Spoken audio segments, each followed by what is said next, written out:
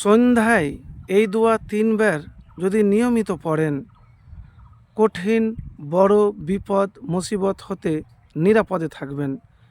দিনে প্রচুর টাকা সম্পদ হাতে আসবে এই দোয়া আর এই আমল পাঠ করলে। প্রিয় ভাই, বিপদ আপদ ক্ষমা চাওয়া কিংবা মনের আশা পূরণে বরাবরই মমিনরা আল্লাহর দরবারে 2 হাত তুলে ধরেন, কারণ আল্লাহ তাআলা নিজেই ঘোষণা দিয়েছেন তিনি পরম করুণাময় এবং অসীম দয়ালু।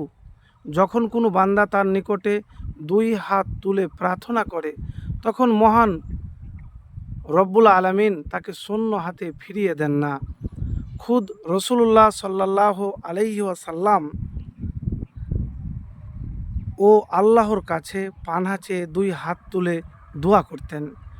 উম্মতদেরও তিনি মহান রবের নিকট দোয়া করার পদ্ধতি জানিয়েছেন, যা বিভিন্ন সময়ে সাহাবী কেরামদের মাধ্যমে বর্ণিত হয়েছে নানা হাদিসে।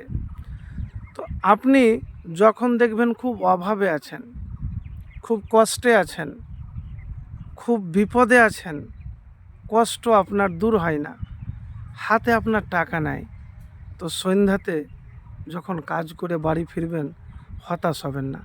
আল্লাহর কাছে মাগরিবের নামাজের পরে হাত উঠিয়ে দোয়া করবেন, ঘুমানোর আগে দোয়া করবেন, গভীর রাত্রে দোয়া করবেন।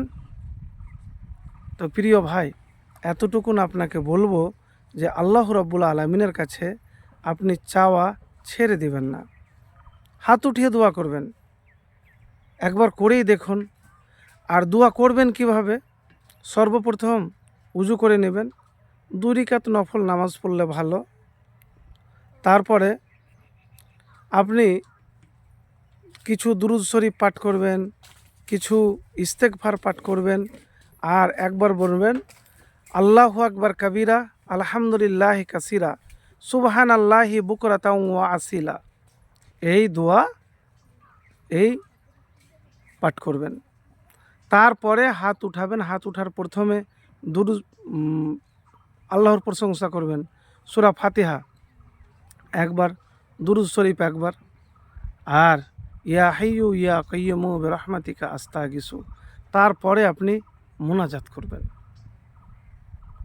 মানে মুনাজাতের মধ্যে আপনি দোয়া করবেন আপনার যা প্রয়োজন, টাকার প্রয়োজন, খুব অভাবে আছেন, কষ্ট আছেন। দেখেন, আমি আপনাকে হয়তো আমলের কথা বলতে পারবো, দেনেওয়ালা হলো আল্লাহ, আল্লাহর কাছে চাইতে হবে। আপনার দোয়া কবুল হলে হাতে দিনে প্রচুর টাকা সম্পদ আসবে। তো দোয়া কবুলের জন্য আপনাকে চেষ্টা রাখতে হবে, প্রচেষ্টা করতে হবে, মোত্তাকি হতে হবে। তো প্রিয় ভাই, আমি আপনাদেরকে বলবো প্রতিদিন সন্ধ্যাতে একটি দোয়া পাঠ করবেন। হাদিসে এসেছে রসুলুল্লাহ সাল্লাল্লাহু আলাইহি সাল্লাম বলেছেন, প্রত্যেক দিন সকালে ও সন্ধ্যায়, স্পষ্ট আছে সন্ধ্যায়, 3 বার এই দোয়া পাঠ করলে কোনো কিছুই কারো ক্ষতি করতে পারবে না। বিসমিল্লাহিল্লাজি লা ইয়াজুররু মা আসমিহি শাইউন ফিল আরজি ওয়ালা ফিস সামাই ওয়া হুয়াস সামিউল আলিম। তো প্রিয় ভাই, দোয়াটির অর্থ হলো আল্লাহর নামে বরকতে আসমান ও জমিনের কোনো কিছুই ক্ষতি করতে পারে না, তিনি সর্বশ্রোতা ও সর্বজ্ঞ। তিরমিজি শরীফ, আবু দাউদ শরীফের হাদিস। তো প্রিয় ভাই, এই দোয়াটি যদি পাঠ করেন, আর এক হাদিসে আছে যে হঠাৎ আপনি বিপদের মধ্যে পড়বেন না, অজানা বিপদ। তো এই দোয়া সন্ধ্যায় মাত্র 3 বার, মিস করবেন না।